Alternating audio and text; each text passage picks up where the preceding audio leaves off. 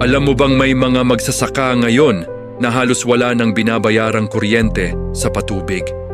Sa Bula, Camarines Sur Personal, na nakipagkwentuhan si Pangulong Ferdinand R. Marcos Jr.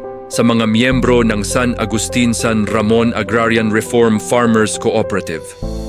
Dati, malaking problema nila ang mahal na bayarin sa kuryente para lang mapatubigan ang kanilang mga pananim.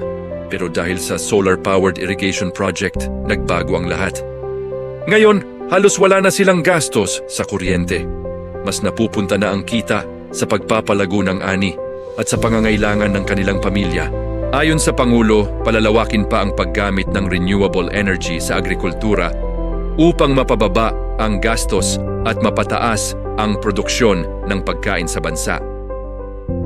Hindi lang ito proyekto sa kuryente, bahagi ito ng mas modernong pagsasaka at mas matatag na food security ng Pilipinas.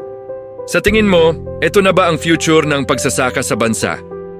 Comment spotted kung suportado mo ang modernisasyon ng agrikultura. Follow for more Philippine Leader Spotlight updates.